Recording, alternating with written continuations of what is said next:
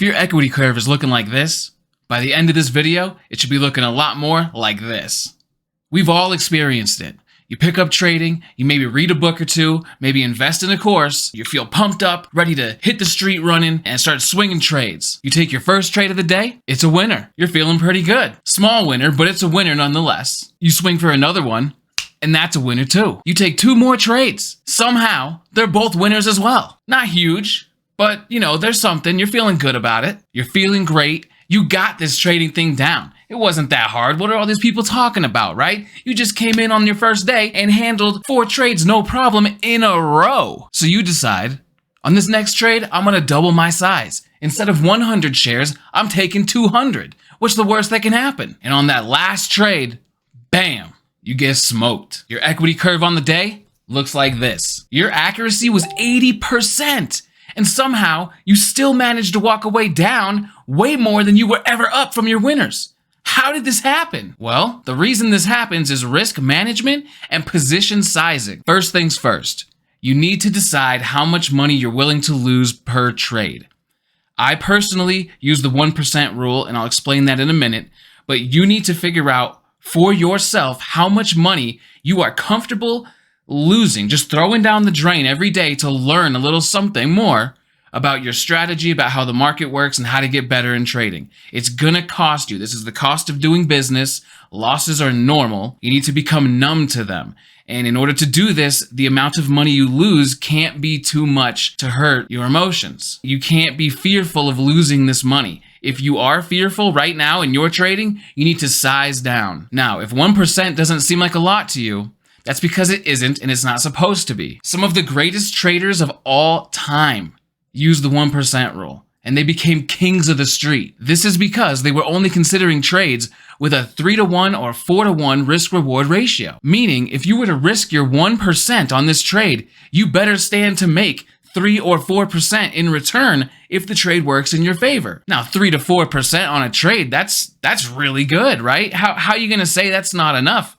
That's a great amount. 1 trade a day, 4% a trade, 20 days a month. That's like 80% on the month. That's ridiculously high. That's almost unattainable. So 1% can definitely do the work you're trying to do, and it can also assist you in the psychology of removing the fear of the loss happening, causing hesitation, deer in the headlights, not wanting to get out of the trade. All these things can be solved by reducing your risk per trade. How do you know how many shares to take when you enter the trade? I'm about to show you exactly how to calculate your position sizing on any setup, on any trade, based off of the 1% rule. So let me show you. Let's go down to the chart. All right, so on the chart here, we have a 2-minute chart. We've got a bull run happening. VWAP, this is the dashed white line, is starting to curve up. This means strong volume is coming in on the buy side. We start having this pullback here right to VWAP. You want to enter this trade. How many shares are you going to take to only risk 1%? Let me show you. First thing you need to do, determine your entry. On this setup, it's going to be $4.92.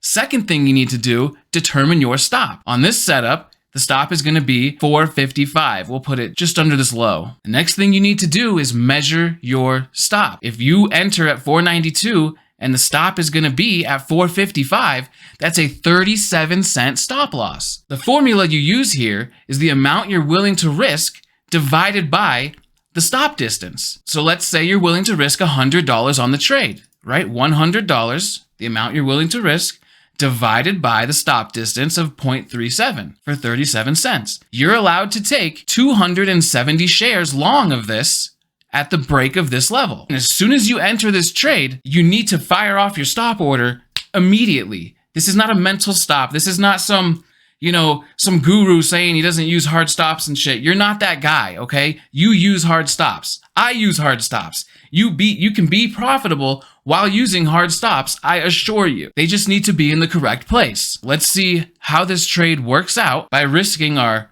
1R of $100 with this 37 cents. This is how this played out. Bam, we're in the trade. Stop is live. We're holding on. Maybe we sold a little on that last pop. And there you go. We just went all the way 3-to-1. You got a 3.4-to-1 risk reward ratio. So you risked $100 on this trade and you were able to take out $340. That is amazing for how much time we just spent in this trade and on a single trade. I'm going to give you one more example here and hope that it sticks a little bit deeper into your brain. And this needs to become a trading rule. This needs to occur every single time before you take an entry, no matter what. If the stock is moving too fast and you can't figure it out in time, guess what? You missed the trade. But that's okay. There's thousands of opportunities all day in the market. You don't need to catch this one. You can catch the next one. So this is Baidu. This is a trade I actually took today, and I'm going to show you how to calculate your position size again the exact same way. Right off the bat, this is a 2-minute chart. We have a candle with a real nice volume on it. Low volume pullback. This is what we want to see. A ramp up in volume going up through the pre-market high. A low volume pullback. Nice wick off of VWAP there. So now our stop is going to be this level here, and our entry is going to be this level here, which means we need to risk this distance on the trade. This is $1.30. That sounds like a lot, but it's a $145 stock. That's nothing. That's like 1%. So let's get our calculator again. Remember, we want to only risk $100, and then you divide that by the stop distance of 1.29. We're allowed to take 77 shares of this as the price breaks through the high. Now let's see what happened. Really, really nice. The pullback didn't even stretch all the way down to VWAP. Surprising. Here comes another entry. Boom.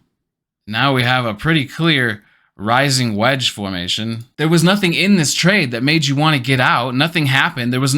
You didn't take any heat on the long side here. What was our risk reward on this? If you made it to here and your risk was down here, that's again a 3.46 to 1 trade. You made $345 risking $100 with an exact defined stop, with an exact target on your 1R, 2R, 3Rs, no problem. By defining your risk like this, this ensures that every time you are wrong on the trade, you are only losing 1%. So if your equity curve starts going up and up and up from your little wins, there should be no loss that rips down and takes it all. It would be impossible unless your stop just didn't fire or something weird and finicky happened where you weren't able to get out of the trade even though you did everything right. But if you do everything right and you manage your risk every single time, your equity curve will stop looking like that. Traders are not defined by their winners.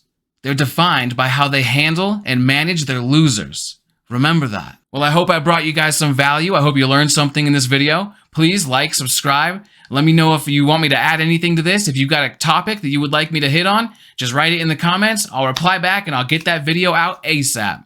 Have a good one. Peace.